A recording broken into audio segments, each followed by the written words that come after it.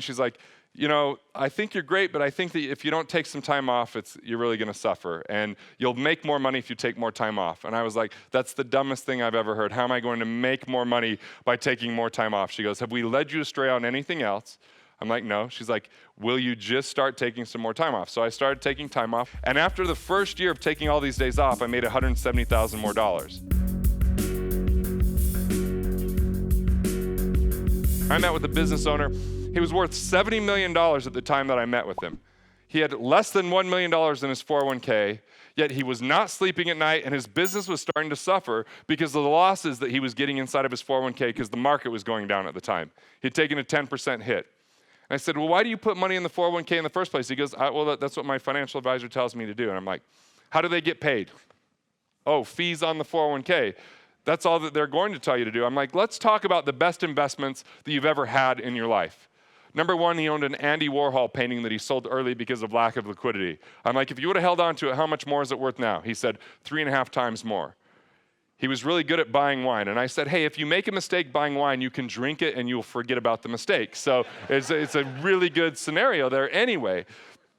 The third thing is he built a home that Oprah featured on when she used to have her regular show before the Oprah Winfrey Network because of how smart of a home it was and how cool it was in St. Charles. And so I'm like, well, maybe those are better investments for you.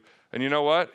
He abandoned funding a 401k. We used it to buy some land in Bali where he was going to build a nice little spread that he could have out there, and he's in Bali right now. And that was a lot more confidence, a lot more aligned with his investor DNA, stopped doing things that everyone else was telling him to do that even though it didn't feel like it was working for him, he felt guilty about, and he was indoctrinated in this accumulation philosophy. And guess what? Now he's able to focus on his business and have his business grow. So investing, one of the biggest mistakes people make in investing is they invest in things that start to drain their energy or have them lose sleep, because if you invest and it creates or elicits any degree of scarcity or fear, it's not a good investment for you. Regardless of the rate of return of the investment, here's why. Your greatest return is your ability to generate a vision, to produce value within your business, and deliver value for your customers and clients and people you interact with. And if you start investing in something that derails you, distracts you, or harms you, then you're losing your biggest ability to produce, and that's called opportunity cost. And most people can't recognize and calculate that, but I'm telling you, that is the biggest thing. And so this is all on lever 4 here, scale business revenue. The biggest way to do it, build a vision that's compelling enough that other people want to build it with you or for you, right? That's scale. And then finally, make it count.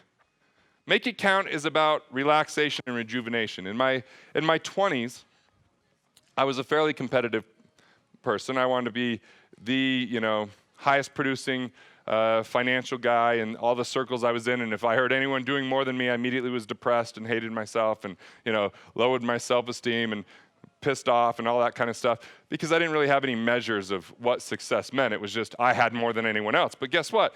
There's always someone that has more than you. Who has more money? Warren Buffett or someone else? Well, the Rothschilds have more money than him. There's always something you can find if you're in that comparison mindset. I think the best thing to compare to is where you came from more than everyone else, because then it's about progress over perfection. But in my 20s, people would always ask, oh, you live in Utah, do you ski? I'm like, no, I own a business. They're like, what are your hobbies? I'm like, business. What do you do for fun? Business. It was pretty much the only answer that I had.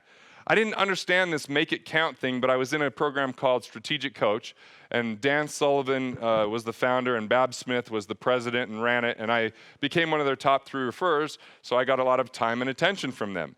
And I remember Bab sitting down with me, and she's like, I think you're great, but I think that if you don't take some time off, you're really going to suffer. And you'll make more money if you take more time off. And I was like, that's the dumbest thing I've ever heard. How am I going to make more money by taking more time off? She goes, have we led you astray on anything else? I'm like, no. She's like, will you just start taking some more time off? So I started taking time off, which was a lot like, I think probably what it's like to get over a crack addiction, I remember scheduling a snowmobile outing because I knew in the mountains I couldn't get the phone service with my cell phone.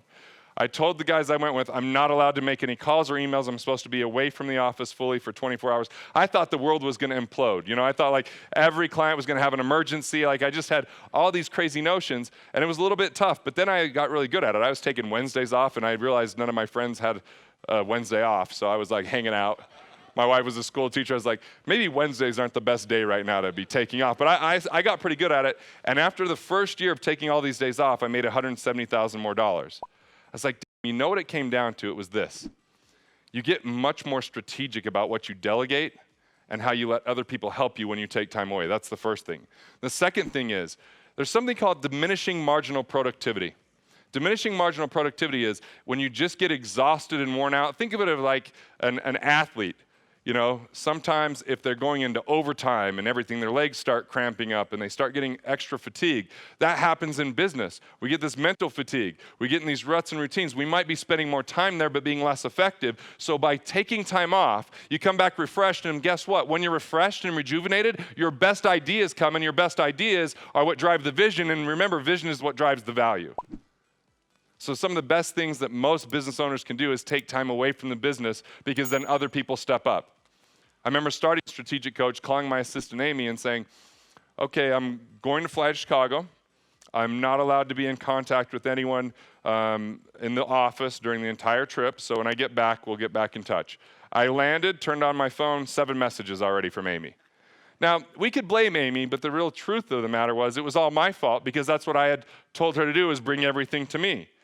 So I kept, like, as difficult as it was, I didn't get in touch with her until I finally got home. But the second I landed in Salt Lake, I made the call, and I was like, okay, let's go through all this. She's like, go through what? I'm like, well, all your messages. She's like, no, I got it all handled. It's all done.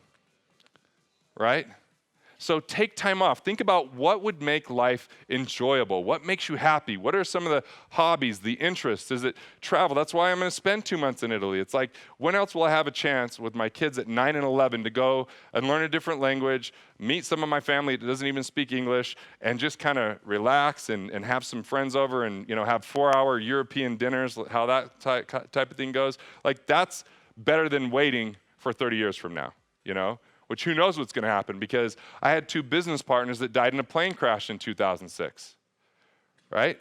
Now, I learned really well from these guys, because just a month before the plane crash, Les, one of my partners, came to me and he said, I can't imagine life being any better.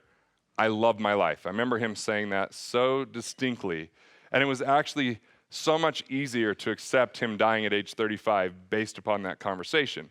See, because when I first met them, I was smart in some ways, but dumb in others. Like, they liked having me around because I researched, I could present well, some of these kind of things. But at the same time, we'd go to Hawaii, and I would spend less in Hawaii than I would spend if I was still in Utah.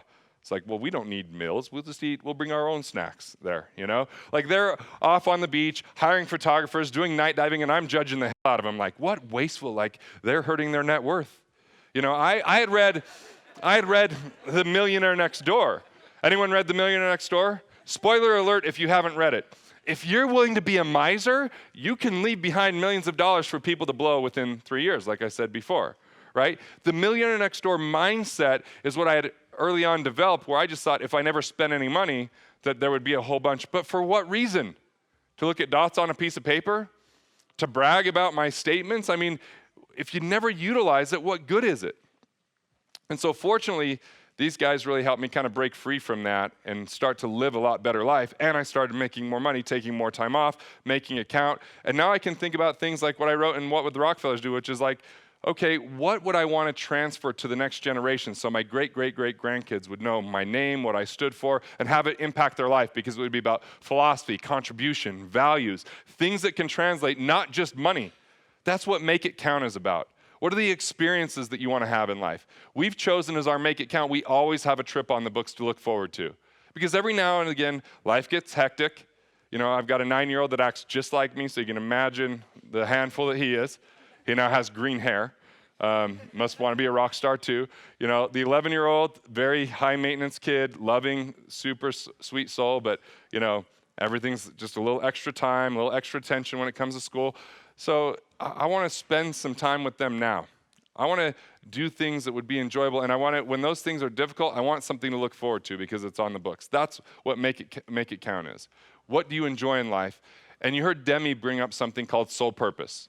So soul purpose, I know we're talking about that in a financial event here, but what soul purpose is your values, it's your abilities, it's your passions combined for the highest value, like the highest vision of your life. That's your soul purpose. When things are aligned with that, you're going to feel dialed in. You're going to have energy. You're going to be able to produce more. You're going to have more zeal. You're going to, like, soul purpose is critical, and so Make It Count is about you living a soul purpose life.